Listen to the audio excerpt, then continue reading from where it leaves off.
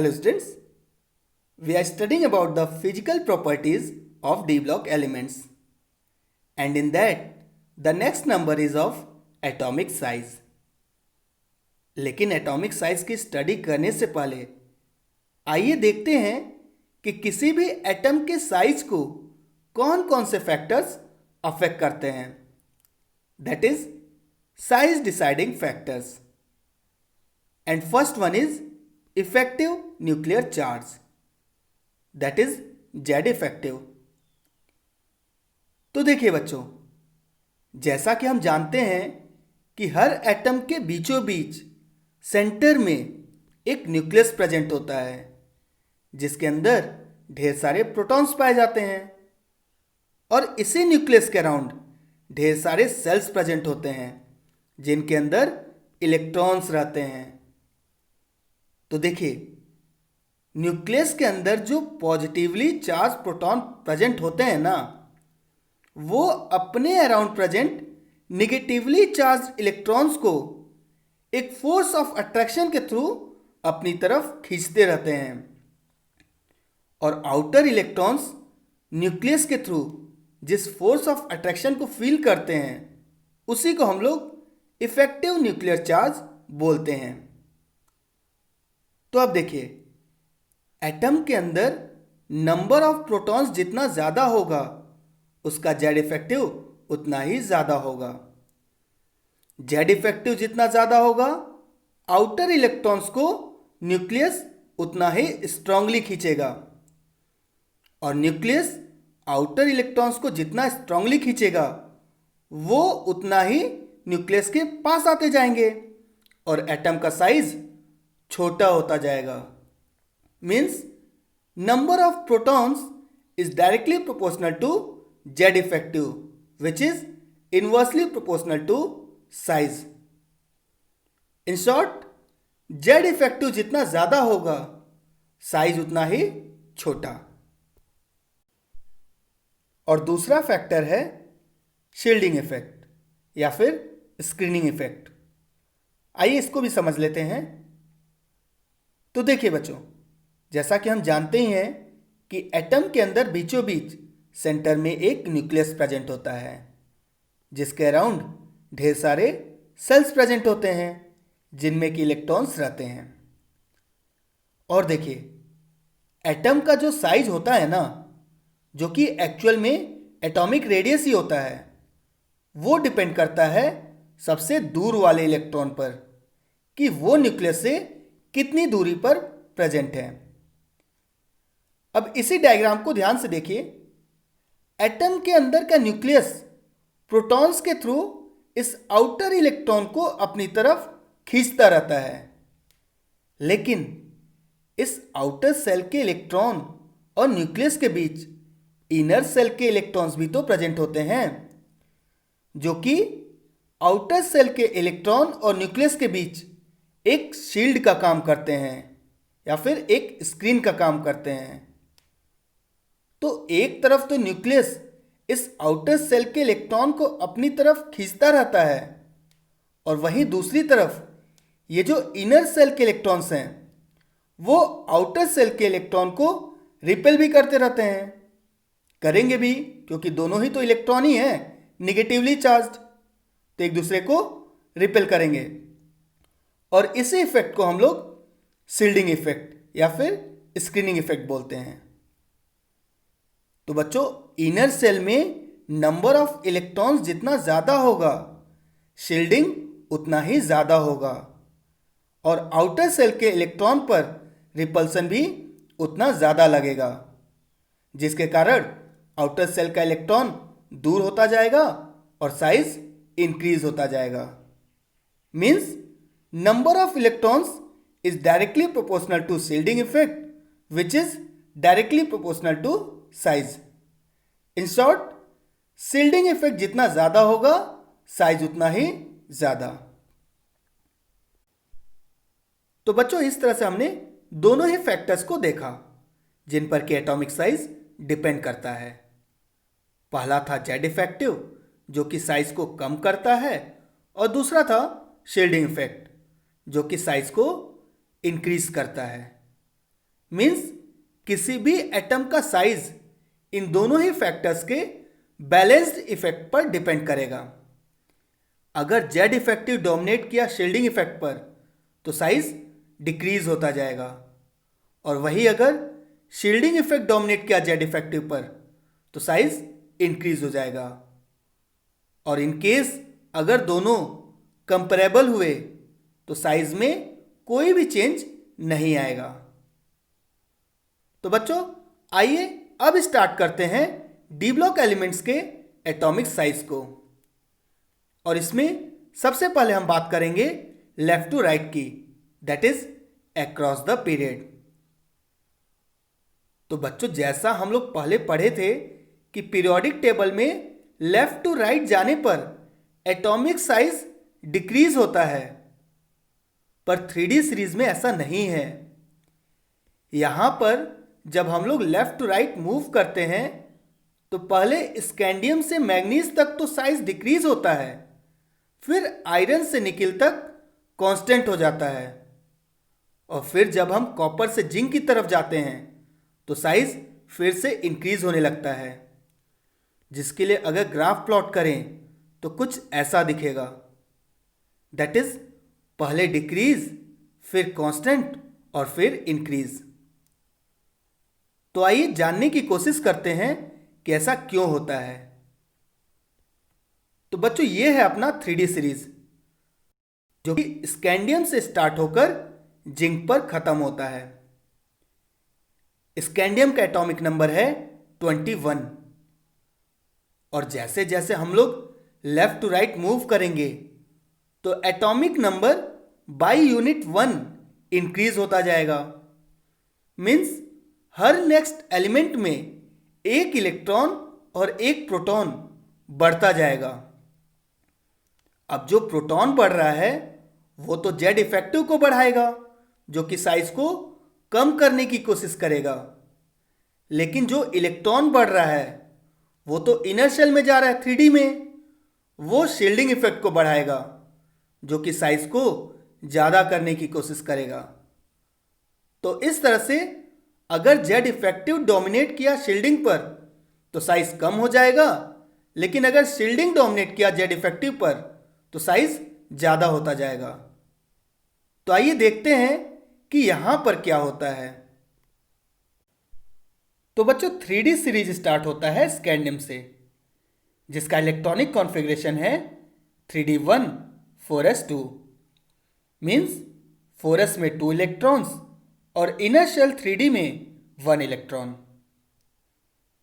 अगर डायग्राम की बात करें तो ये मैंने बना दिया न्यूक्लियस, इसके अराउंड 4s सबसेल और उसके अंदर 3D सबसेल। स्कैंडियम के केस में 4s में कितने इलेक्ट्रॉन्स हैं? 2, इसलिए मैंने 4s में 2 इलेक्ट्रॉन्स बना दिया और 3D में 1 इलेक्ट्रॉन। तो बच्चों ये तो था स्कैंडियम का बात, लेकिन जैसे ही हम स्कैंडियम से मैग्नीज की तरफ मूव करेंगे तो हर स्टेप में एक एक प्रोटॉन और एक एक इलेक्ट्रॉन बढ़ने लगता है। जो प्रोटॉन बढ़ रहा है वो तो जेड इफेक्टिव को बढ़ाने लग रहा है, लेकिन जो इलेक्ट्रॉन बढ़ रहा है वो तो डी सबसेल में जा रहा है ना, जिसकी शील्डिंग इफेक्ट ऐसे ही बहुत अच्छी नहीं होती, और ऊपर से स्कैंडियम से मैग्नीज तक नंबर ऑफ इलेक्ट्रॉन्स भी 3D में बहुत कम होते हैं। इसीलिए इस केस में जेड इफेक्टिव डोमिनेट कर जाता है शील्डिंग पर, जिसके कारण साइज डिक्रीज होने लगता है। फिर जब हम मैग्नीज से आयरन, कोबाल्ट और निकिल की तरफ बढ़ेंगे तो बच्चों अब डी सबसेल में नंबर ऑफ इलेक्ट्रॉन्स 5 से ज़्यादा हो चुके रहते हैं, means more than half of its capacity.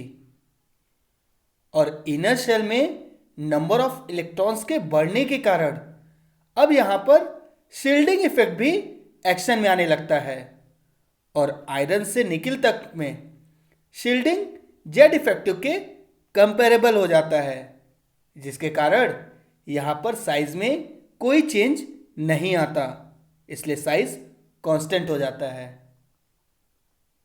और जब हम लास्ट में कॉपर से जिंक की तरफ जाएंगे तो बच्चों यहां पर तो 3D पूरी तरह फिल हो चुका रहता है, 3D10, जिसके कारण यहां पर शील्डिंग डोमिनेट कर जाता है जेड इफेक्टिव पर, और इसी कारण लास्ट में साइज इंक्रीज होने लगता है। सो इस तरह से बच्चों 3D सीरीज में एटॉमिक साइज के वेरिएशन को हम लोग 3 अलग अलग केसेस में डिवाइड करके एक्सप्लेन कर सकते हैं। Case 1, from scandium to manganese. यहां पर डी सबसेल में नंबर ऑफ इलेक्ट्रॉन्स बहुत कम होते हैं, इसी कारण इस केस में जेड इफेक्टिव डोमिनेट कर जाता है शील्डिंग पर, जिसके कारण साइज डिक्रीज होता है। Case 2, from iron to nickel. इस केस में बच्चों पहले के कंपैरिजन में डी सबसेल में नंबर ऑफ इलेक्ट्रॉन्स काफी बढ़ चुके रहते हैं, जिसके कारण शील्डिंग भी एक्शन में आने लगता है और जेड इफेक्टिव के कंपेरेबल हो जाता है। इसीलिए इस केस में साइज में लगभग कोई चेंज नहीं होता, ये नियरली कांस्टेंट ही रहता है। और last case, from copper two zinc. तो यहां पर बच्चों डी सबसेल पूरी तरह फिल हो चुका रहता है, जिसके कारण अब शील्डिंग डोमिनेट कर जाता है जेड इफेक्टिव पर और साइज इंक्रीज होने लगता है। तो इस तरह से हम लोग 3D सीरीज में left to right atomic size के वेरिएशन को एक्सप्लेन कर सकते हैं। तो बच्चों अब बात करते हैं variation of atomic size from top to bottom. तो इसके लिए सबसे पहले डी ब्लॉक एलिमेंट्स को लिख लेते हैं। So this is our 3D series, this is 4D series, then 5D series. इस केस में 6D सीरीज को नहीं लिखने से भी हो जाएगा। तो अब देखिए बच्चों, डी ब्लॉक में जैसे ही हम लोग 3D सीरीज से 4D सीरीज की तरफ मूव करेंगे तो नंबर ऑफ शेल बढ़ जाता है, जिसके कारण साइज भी इंक्रीज हो जाता है। फिर जब हम 4D सीरीज से 5D सीरीज की तरफ मूव करेंगे तो यहां पर भी नंबर ऑफ शेल बढ़ जाता है, लेकिन यहां पर साइज इंक्रीज नहीं होता।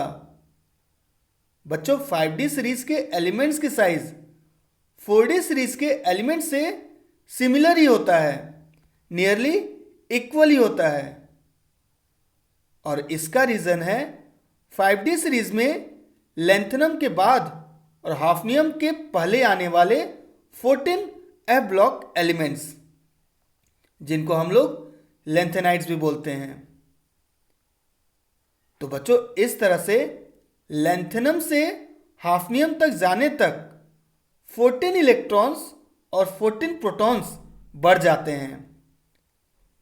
ये 14 इलेक्ट्रॉन्स तो एफ सबसेल में जाते हैं, जिसकी शील्डिंग सबसे पुअर होती है, लेकिन साथ में ही 14 प्रोटॉन्स के कारण जेड इफेक्टिव भी 14 यूनिट से इंक्रीज हो जाता है, जिसके कारण साइज एकदम कॉन्ट्रैक्ट हो जाता है, स्मॉल हो जाता है। इसी को हम लोग लेंथेनाइड कॉन्ट्रैक्शन भी बोलते हैं। तो बच्चों जब हम 4D सीरीज से 5D सीरीज की तरफ आते हैं तो नंबर ऑफ शेल इंक्रीज होने वाला फैक्टर तो साइज को बढ़ाने की कोशिश करता है, लेकिन ठीक उसी समय लेंथेनाइड कॉन्ट्रैक्शन वाला फैक्टर साइड से साइज को कम करने लगता है। तो एक फैक्टर तो साइज को बढ़ा रहा है, लेकिन ठीक उसी समय दूसरा फैक्टर साइज को घटाने लगता है। तो एक्चुअल में दोनों ही फैक्टर्स एक दूसरे को ओवरकम कर देते हैं और साइज में कोई चेंज नहीं होता है। मींस जर्कोनियम और हाफनियम का साइज सिमिलर, इसी तरह से नियोबियम और टेंटलम का साइज सिमिलर, मोल्बिडियम और टंगस्टन का size similar and so on. लेकिन बच्चों गलती से आप लोग यट्रियम और लैंथनम का साइज सिमिलर मत बोल दीजिएगा, क्योंकि लेंथनम के बाद होता है लेंथेनाइट कॉन्ट्रैक्शन, उसके पहले नहीं। इसीलिए लेंथनम का साइज एटीएम से बड़ा ही होता है। तो बच्चों ये तो था समझने वाली बात। अब आइए इन सबको लिख भी लेते हैं। So for this we can write, when we move from top to bottom from 3D series to 4D series, number of shell increases, so size also increases. But when we move from 4D series to 5D series, in spite of increasing in number of shell, size of 5D series elements remains similar to that of 4D series elements. And for its explanation, we can write in 5D series after lanthanum there exist 14 F block elements whose last electron enters into F subshell, whose shielding effect is very poor, but Z effective increased by 14 units and size becomes contract. This effect is known as lanthanide contraction. And due to lanthanide contraction, the size of 5D series elements remains similar to that of 4D series elements.